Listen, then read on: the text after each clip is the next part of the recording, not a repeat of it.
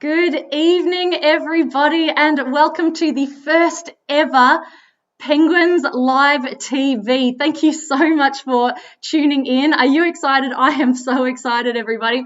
My name's Sky. I'm going to be your host tonight. We've also got Stephen. Hello. If you have any questions tonight, put them in the comments. I'll try and get to them when we have a chance. Yeah, so make sure you get your questions in. We would love to answer them. And honestly, the best way to get yourself a shout out here on Live Penguin TV is to pop a question in the comments. So keep them coming throughout the stream. Now, before we go any further, I would like to acknowledge the traditional custodians of the land on which we're going to be watching these little penguins tonight, the Boonwurrung of the Kulin Nation. And I'd like to pay my respects to elders past, present, and emerging. Now, on the screen in front of us, everybody, you might be able to see the Penguin Parade stands. Now, in better days, you would all be sitting on those stands. You would have your big jackets on. You would have your beanies on. You'd have a scarf around your face because it is a cold night here on Phillip Island tonight, which is on the south coast of Australia. And you might have a hot chocolate in your hand and you would be eagerly casting your eyes out to the ocean awaiting the little penguins. Now, the penguins have spent the day or even potentially the month out at sea, and they, at this moment in time, are somewhere out in this bay here forming into groups that we call rafts. So a group of penguins in the water is called a raft, like a raft that you'd row down a river, and they form into these groups. They find each other by using a special noise that we call a hucking noise. It sounds a little bit like this. Huck, huck, huck, huck, huck, huck, huck, huck. So if you're at home, maybe you could practice doing some hucking noises, because what that means in penguin language is, hey, I'm here. Are you ready to go? Yeah, I'm ready to go. Are you ready to go? Yeah, I'm ready to go. And they form into the groups. They find each other by using that hucking noise. And then when they're all together and ready to go, they will swim in to shore. Now, the rafts are a little bit hard to see. They do sort of look like a black cloud on the water. They look like a disturbance on the water, on the top of the water, because essentially the penguin rafts are just little penguin heads above the water making that hucking noise like that. So it just looks like a disturbance, splash, and yeah, a bit of a black cloud in the water. So on a smoother night than this, you might be able to see it. Tonight we might have a bit of trouble seeing those rafts, but do keep your eyes out for our little penguins because they are on the way. It is sun has set. You know what? It's a pretty cloudy night tonight, but the sun has set, which means that they could be turning up any time in the next few minutes, we hope. And they do wait until sunset, and that is because they are nervous that they're going to get eaten. These are the little penguins that we're talking about. And I don't just say, oh, they're little penguins and they're cute. No. They are called little penguins because they are little. They are the littlest penguins in the world. And they stand at about 33 centimetres tall, about 1 kilo in weight. And of course, being so small, they are at risk of being eaten by things like predatory birds, like Pacific gulls, or birds of prey, like perhaps a swamp harrier or something like that. And so they are waiting until the sun sets, and those birds have hopefully gone to bed before they are going to risk making the dangerous dash across the beach here. So I'm expecting that sometime soon we're going to see these rafts of penguins, that disturbance in the water, coming right towards us here. I'm expecting to see them kind of landing, I guess, where you can see those rocks in the front. And when they are ready to go, they are going to make that dangerous dash across the beach, perhaps to these rocks right here. And on these rocks, I'm expecting we're going to see some penguins relaxing and chilling out a bit, maybe doing some preening, and I'll talk to you a bit later about preening, before heading on home to their burrows, where they'll spend the night essentially having a penguin party with all of their friends. Because on this colony here on Phillip Island, we have got 32,000 little penguins. So at night time, it is party time for our penguins. So here on Phillip Island and at the Penguin Parade, it's managed by a group called Phillip Island Nature Park. So Stephen and I, we work for Phillip Island Nature Parks, which is a not-for-profit conservation organisation. So we run the Penguin Parade and look after the penguins on the island. We make sure that hopefully there'll be penguins for generations to come, and that in the future, we'll be able to have lots of people back again here at the Penguin Parade. We also look after the Nobbies and the Antarctic Adventure, Antarctic Journey, sorry. We look after the Koala Conservation Reserve. So a few koalas that got caught up in the bushfires this summer are being looked after at our Koala Conservation Reserve, and we're hoping to release them within the next few months, which would be absolutely amazing. So the work of Phillip Island Nature Parks is really important. I'm wondering if we've got a raft of penguins just where those waves are crashing in the moment, in the middle. It could just be rocks. Oh, I just can't tell if it's a false alarm or not, everybody, but do keep your eyes out. It is about penguin time. Give them a moment. Oh, I might have just got a little bit excited. Perhaps not, perhaps not. But anyway, this is some of the work that Phillip Island Nature Parks does. We look after the natural areas in Phillip Island, and we're really based in conservation and looking after the natural area here on Phillip Island. Now, we also have our Penguin Foundation. So if you've got any spare money, do feel free to chuck us a donation. The description, or the link is in the description, and it really goes towards the conservation work that we do. All right, now of course we've had to be closed while due to the strange times, I guess, that we've got going on at the moment. So we haven't been able to welcome you to our sites, of course. We haven't been able to see your smiling faces watching the penguins, but we haven't been stopping what we've been doing. We've still been very busy with our conservation work. So I am going to tell you a little bit about some of the conservation work that I've been doing recently. I have been working with the bushfire koalas and been doing a bit of feeding the koalas. I've been looking after them, making sure that they're getting ready to be released back out into the wild. And how about you, Stephen? Perhaps you can tell us a little bit about what you've been doing while we've been closed.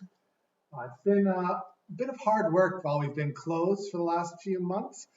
We've been doing a lot of conservation work out into the environment, making sure that we can keep this habitat nice and environmentally friendly for our penguins and the other wildlife. I've been out with the koalas as well, making sure that we are planting lots of trees for our new guests that are visiting from the bushfire affected areas. And it's been a lot of hard work, but it's been so rewarding being here and just making sure that all my efforts have been going to a good cause. Fantastic. Thanks for that, Stephen. So I can see on some of the comments, people saying, where are the penguins? Where are the penguins? Oh, I don't know. I wish they were coming as well. They are completely wild and free. They will arrive when they want to. We don't feed them. We don't do anything particularly special. You know, this is just where they live. This is their home. It's been their homes for thousands of years. So we've just got to wait till they've decided that it is dark enough, till they have decided that that it's time, that all their predatory birds that they might be worried about have gone to bed. So look, while we're waiting, you know, make sure that you're settled in, make sure you've got a drink to settle in with, because look, they should be here any moment now, I reckon. We'll have a little look along the beach. Stephen, have you heard any calls about penguins on the water's edge from our penguin counter? Well, I've been listening in right now, and we do have a couple of penguin counters down there who are scanning the beach, making sure that no penguins have crossed without our knowing. And so far, they haven't even seen a penguin reach the water's edge yet. Right now, they're still looking out into the ocean hoping that the penguins are going to be crossing in the very near future. So just be patient. The penguins will be coming home very soon.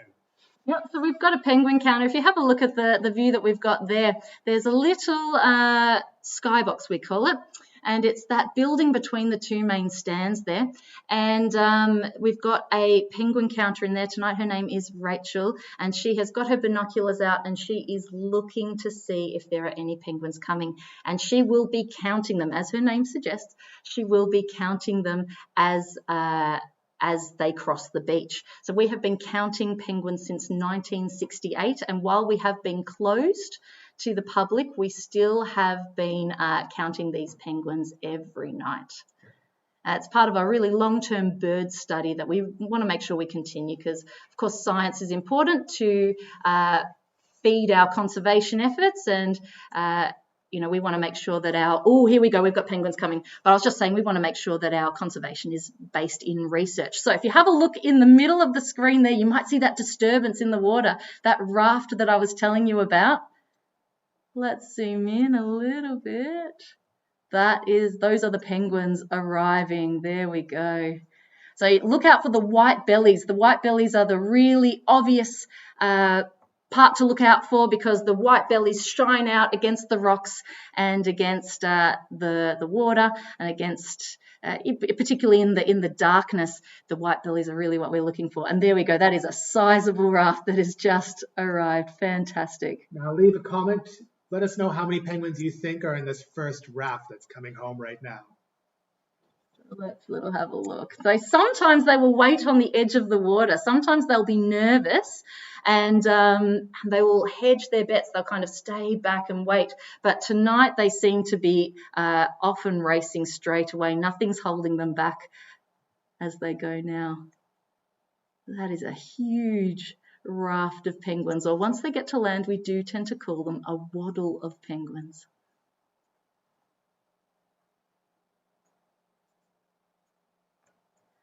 Oh, poor Rachel having to count that amount of penguins. So they've made it safely across the beach, more or less now, and they are getting onto the rocks. They're going to be feeling a bit more relaxed now that they've made it onto the rocks because their blue feathers blend in with the rocks. They're the only penguin in the world that has blue feathers instead of black feathers. And yet some of them are not stopping at all. They are just going. Let's zoom out a little bit and see what's happening. Oh, yep, so they are just off and racing. Look at that. So they're straight off the rocks and into this pool. It's a pool out the front of our Penguins Plus stand, and they are not waiting at all to get on their journey on their way home. And so some of them are swimming directly underneath our Penguins Plus stand. So if you were with us tonight, you might have been on this very stand having penguins swim directly beneath you. Isn't that incredible? Off they go. So a lot of them are using this pathway underneath the Penguins Plus stand to find their way home. And we'll start to see, I'm sure, some as well heading across the screen and heading up the hills as well. As I said, we've got 32,000 penguins in this colony, and they've got to get home. I'm going to switch cameras now, everybody, because we've got some penguins coming up close. Here we go. Look at them waddle. Look at them tripping over themselves as well. So if you're at home, perhaps you could try waddling. The way to do it is to lock your knees in, make sure that they do not bend, because penguins do not have knees that bend. Their knees are fused and they're quite high up in their body, so they can't bend their knees, which means if you try to walk without your knees bending, the only way you can do it really is by rocking from side to side. And you can see that really nicely in this vision that we've got here. Them rocking from side to side and leaning forward, using that momentum to get them forward. So, yep, perhaps if you're at home, you can try some penguin waddling around your living room. And they are just not stopping. They are in a race to get home. Now, what's at home? What might they be racing home for? Well, they might be racing home for some chicks. Do you know we've actually had a bit of an early start to the breeding season, if you want to call it that. We have some early breeders, certainly. Some little penguins have got started early. We've got a few eggs in the colony already, and we've even got a few little chicks, a few little babies. So they might be racing home to feed those babies. They might be racing home to take their turn to look after the eggs, because it is that penguins do believe in equality. We've got male and female penguins will look after the eggs, and they might be giving their partner a chance to get off the eggs, I guess, and have a bit of a break. Or they might be going home to prepare their nest for the upcoming breeding season. So they might be coming home to spend the night filling the nest with lots of comfy grass and cozy things to keep their family nice and warm through these cold winter nights. So that's what they might be racing home for. So let's go back to the edge of the water now and see if we've got any more penguins thinking of making their way across. Now it is a pretty high tide tonight, and that means that the water is much closer to that rocky area where they feel safe, and that also means that they are less likely to wait at the edge, as I spoke about a little bit earlier. They're less likely to wait at the edge of the water. They're more likely to take off straight away because it's not so far of a dash. They don't have to risk their lives for quite so long. So we'll keep our eyes out for any more penguins on the horizon.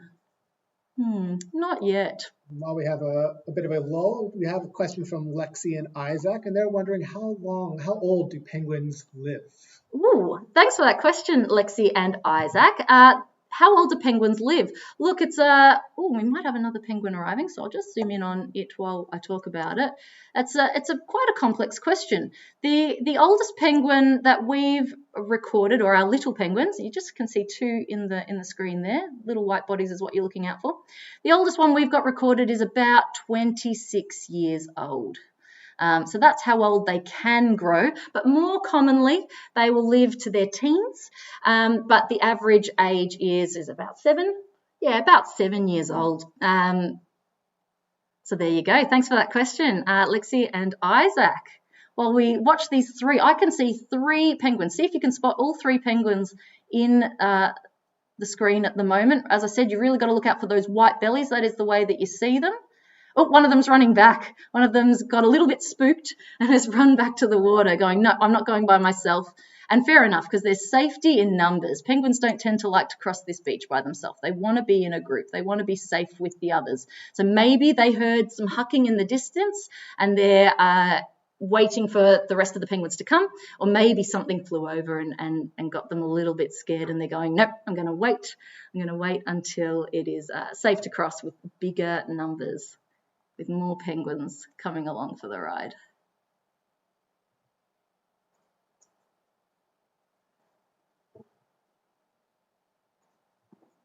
All right. While we wait, we might go see if there's any more. Oh, no, we've got a few more penguins arriving on the water's edge. They're just in the middle. They're washing up on the shore. Let's see if we can get a close look at them while it's still reasonably light. Let's have a look. Yeah, it seems like they've washed up in just slightly the wrong spot because they're swimming across the screen here. And they will follow the same pathways home time and time again. So if they wash up in just the wrong spot, they will swim to the spot that they want to start their journey before they make that dash across the beach. So they're getting themselves in position. They still might be waiting for more to come and join them, because I think I can count about 5 at the moment. I'm sure there'll be more along very shortly. Well, we've had a few more questions while we're waiting for other groups, and one of my favorites that I've seen is people are asking, have the penguins' behaviors changed since the crowds have disappeared here? And that's something that we've noticed working here night after night counting the penguins. The penguins are still coming home. There's no change in the numbers of penguins coming home every night, but they sometimes get a little startled when a ranger walks past them. It's gotten a bit quiet here recently. But no, there's no real change in their behavior. But if we happen to sneak up on one when they're not expecting it, they might run under the boardwalk and hide. Well, fantastic questions, you guys. Keep them coming. We will be following these little penguins for a little bit longer tonight, and we will be continuing these live streams night after night for the foreseeable future. So make sure to tune back in if you don't get your question answered tonight. And we do get varying numbers of penguins each night. So we'll have this many tonight, that many tomorrow. It is definitely a different experience every single night. So definitely worth tuning in more than once. Oh, yep, we've got some more penguins on the way here on the underground view. Now, the reason I just called it the underground view is you might be able to see a window just to the left of the screen there, and that is where you would be standing if you were in our underground experience. If you bought the underground tickets, you would be with your face, I guess, about 30 centimeters away from some of these penguins as they walk past. So definitely keep that in mind for when it's safe to come back. Oh, and there's a rabbit running through as well. Penguins don't seem too bothered, actually. Keep that in mind. We've got Penguins Plus, lots of penguins on the Penguins Plus stand, but also the underground if you really want to get up close and personal with these penguins. All right. Oh, yep, and we've got more penguins arriving. Look at that. Oh, wow. So they have had to spread out. Look at that. And there's more arriving just at the beach as well. Jeez, lots and lots of penguins. It's obviously they've deemed it dark enough now to make that dangerous dash. They're feeling a lot more confident. So you can see all the way from the water's edge across the beach and onto the rocks, those white little bellies are showing up. It is a big night at the Penguin Parade. They know that breeding season is coming. They know that they've got to get those burrows prepared. Oh, and more penguins arriving in the back. Can you see that group in the back? I can see their white bellies just washing up on shore now. Yep, it is penguin party time. Here they come. Penguins on parade. What we're seeing as well on these rocks is a bit of weighting. You can see some of them look very comfortable where they are. And they're doing a bit of preening. I mentioned it at the start. But that's where they use their beaks to comb through their feathers. Now, these guys have been in the water, as I said, maybe all day, but maybe all month. And a healthy penguin should never have water touch its body. They should be completely waterproof. And if you were to pick up if you were to pick up a penguin, well, they would bite you. But you should be able, if you were to dig your fingers in, you should be able to feel soft, downy feathers underneath this waterproof coating. So they're preening their feathers. They're fixing them so that they remain waterproof and so that they're ready to go when they next go out to sea. We do have one more question. It's a pretty common one I'm seeing is how big do these penguins grow? Oh, yep. How big do they grow? Yep, I told you they are the littlest penguins in the world. They're called the little penguins and they are little by name and little by nature. So they grow to be really no more than about 33 centimeters high. Tall, and about 1 kilo in weight. But that fluctuates. They can almost double their weight when it is the molting season. Oh, and I'm gonna flick cameras as well to see this waddle of penguins coming through. When we have molting season, that's when the penguins lose all of their feathers in one go. We call it a catastrophic molt because they lose so many of their feathers in one go. And because they've got to be on land to do that, they have to get themselves very fat. They have to get themselves very full of fish so that they can survive 17 days without feeding. Because, of course, they feed in the ocean. The ocean is their supermarket. And that's where they get all of their food. They only come on land for about 20% of their life. 80% of their life is in the ocean, 20% of their life is on land. And so all their feeding is done in the ocean. On land, they're really just laying eggs and looking after babies.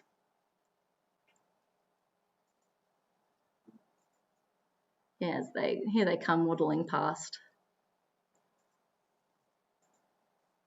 It's great to see them so up close. And this is a good time to try and tell the difference between males and females, perhaps. And the way you do that is by looking at their beak. If they've got a thicker beak with a bit of a more pronounced hook on the end of it, it's probably a male. If they've got a thinner beak, a more slender beak, they might be more likely to be a female. But it is very hard to tell. We have to get out our calipers or penguin rulers to tell the difference, and really to be sure, you probably want to do a blood test. There we go. So you can see more of that preening behaviour back on these rocks here. You can see them combing their beaks through their feathers. Let's get nice and up close to have a good look at that. See them, yeah, moving their beaks through their feathers, combing it. They might be putting their beaks near their bottoms as well. If you see them doing that, they're doing that for a really good reason, and that is because they've got an oil gland right near their bottom, which they'll use that oil to comb through their feathers to keep them more waterproof as well. So their feathers are very densely packed, and they've got little hooks and barbules so that they hook together kind of like Velcro. So that keeps them waterproof. Then on top of that, they put the oily coating, which keeps them nice and warm and dry in the cold ocean, particularly at this time of year. And of course, there's going to be parts of their bodies that they can't preen themselves. Of course, the back of their head is going to be a bit hard for them to reach with their beak, which is on the front of their head. So at times like that, they will get a buddy to preen the back of their head and to get the spots that they can't reach. And that might be a partner perhaps, but in this sort of situation right here, it's not likely that they're going to be partners, that they're going to be husbands or wives or anything like that. No, it's probably just that it's the penguin next to them, and they'll help the penguin next to them, and then that penguin will help them back. Oh, they're so cute. I've got a few more questions. One more that I'm seeing quite common is, do penguins have teeth? Ooh, do you want to take that one, Stephen? Sure. Well, penguins do not have teeth. They have little spikes in their mouth, and their spikes are pointed in a very interesting way, a bit like a snapping turtle. They point down their throats. So if a fish gets caught inside of a penguin's mouth, they won't be able to escape because those spikes have trapped them in there. It's like a Chinese finger trap. Once a fish gets in there, there's no chance it's ever going to escape. So no, penguins do not have teeth. Yep, they've got those incredibly sharp bills that they will nip you with if you try to grab them. Now, some people often say, oh, I love them, they're so cute, I'd love to have one as a pet. And I'm here to tell you, no, you do not want one of these guys as a pet. Not only do they bite, as I've already sort of told you about, or nip or peck, another thing that they do, or that's special about these penguins, is that they have incredibly high velocity poo. And so they can shoot their poo all over the place, and this is not a feature that you want in a pet. So no, they're not a brilliant pet. We'd prefer to see them in the wild. But one thing you can do is you can symbolically adopt a penguin. Part of our penguin, oh, and here's some more penguins arriving now. One thing that you can do with our Penguin Foundation is that you can adopt a penguin. Of course, you don't take it home, but you do, of course, help us care for them here on Phillip Island. It's a great gift to give. So if you've got any loved ones with birthdays coming up, or Christmas in the distant future, but it's coming, you can think about maybe adopting a penguin from our Penguin Foundation. And remember, the details for that are in the description of the video, I hope. So another raft of penguins has become a waddle of penguins, and they are on the rocks. We are seeing a stack of preening tonight. An absolute stack. And spare a thought for poor Rachel and Linda, I believe, who are furiously trying to count all of these penguins that are arriving, so that we can keep our research going. We had one question that was just asked. Jack was wondering, how do we in fact count these penguins? How can we do it accurately? Oh, well, I'm actually going to throw that to you, Stephen, because I know for a fact that you are one of the penguin counters. Yeah, so at the beginning of the video, you may have seen a skybox, a building above the main stands, where we have a penguin counter inside the skybox with a pair of binoculars. And our penguin counters literally put those binoculars to their eyes, and they're looking up and down the beach as best they can, and they are counting each and every single penguin that comes across this beach. Now, we try and be as accurate as we possibly can. We might make a mistake here or there, but the end result is a very good estimate of how many penguins have crossed this beach. Yep, so it is a tough job. It's one I do not envy at all, but yep, Stephen is one of our amazing penguin counters. And look, if you have had a go at counting the penguins on this live stream tonight, and if you think you've had a pretty good guess at it, just keep it in mind that it is a job that you can do eventually one day, perhaps if you're young one day, or now if you like. So do keep that in mind. We do need penguin counters. So if you think you've got what it takes, let us know. So I'm going to follow these penguins heading up the hill now. Some of these penguins are going to be traveling 2 kilometers. Now, 2 kilometers is a long way for me, and I'm a human of average size. These guys, remember, are 33 centimeters, a ruler. They're a ruler high, and they are going to be traveling, some of them, 2 kilometers to get to their homes, and potentially 2 kilometers back in the morning. They might have a rest as well for a night or two, and then go back, another day. But what we are expecting, or what we, I guess, expect to see is that they'll, stay in their burrows for a little bit and then head back to the water about an hour or two before sunrise. I'm getting myself distracted because I want to show you a penguin burrow. I was hoping that there would be a penguin home, but no one's home at the moment. So I might take you back to that main part. Oh, I might actually flick cameras. Sorry, I'm probably making you seasick, but I've just seen some penguins in this top camera that are tripping over. There seems to be some sort of rock that quite a lot of them aren't expecting in the pathway tonight, because in one certain spot in the middle, see if you spot it, a fair few penguins are tripping over themselves, the poor little things. And it shouldn't be too confusing for them. We do have they do take the same paths every night. I think I've already said it, that they will follow the same paths to the same home night after night, and usually to the same partner, at least to an extent. Our penguins have a divorce rate, I might say, of 18 to 50%. So they don't mate for life. A lot of people think that all penguins mate for life. These little ones, they don't. They will mate while it's going well, but if the food isn't easy to come by and breeding isn't going so well, then they may divorce. They may try their luck with another partner.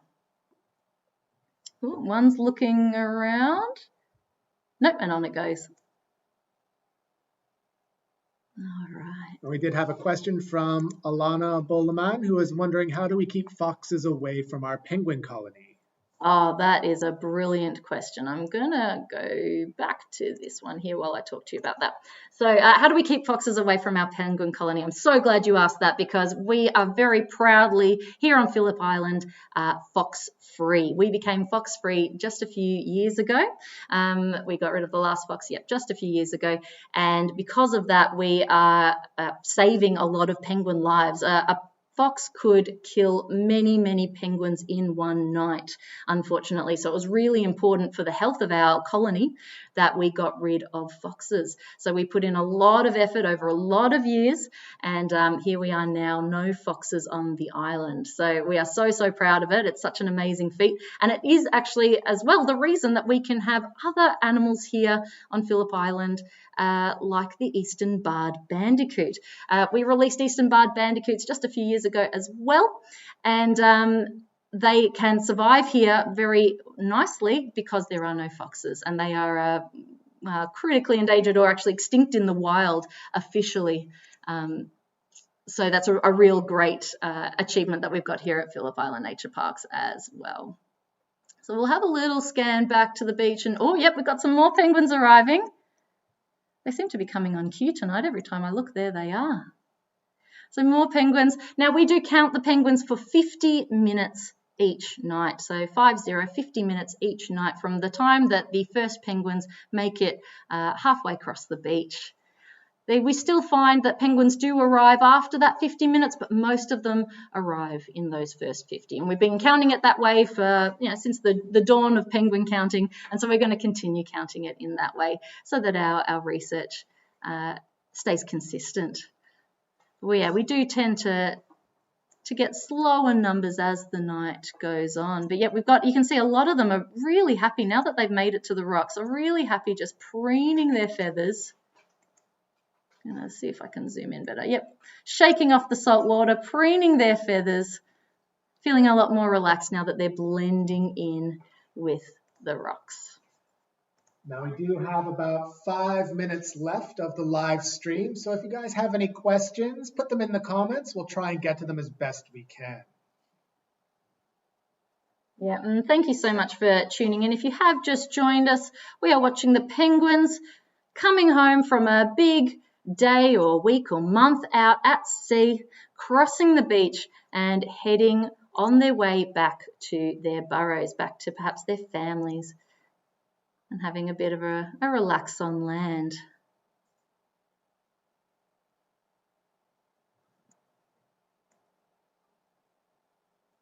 There we go. So I'm not sure if I really went into detail about this puddle at the start of the stream. So this pond isn't always here. We've had a lot of rain here on Phillip Island recently, and that has caused this little area in front of Penguins Plus to turn into an ephemeral pond.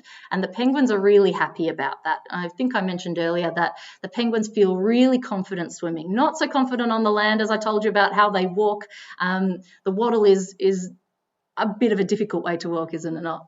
So they feel much more confident swimming. So having this pond here, they're going, great, I'm going to jump into the pond and swim where I want to go instead. In fact, behind this stand, I can't spin it around to show you, unfortunately, but behind this stand, we do have a stream that heads up through the colony, and a lot of our penguins will use this stream to find their way home.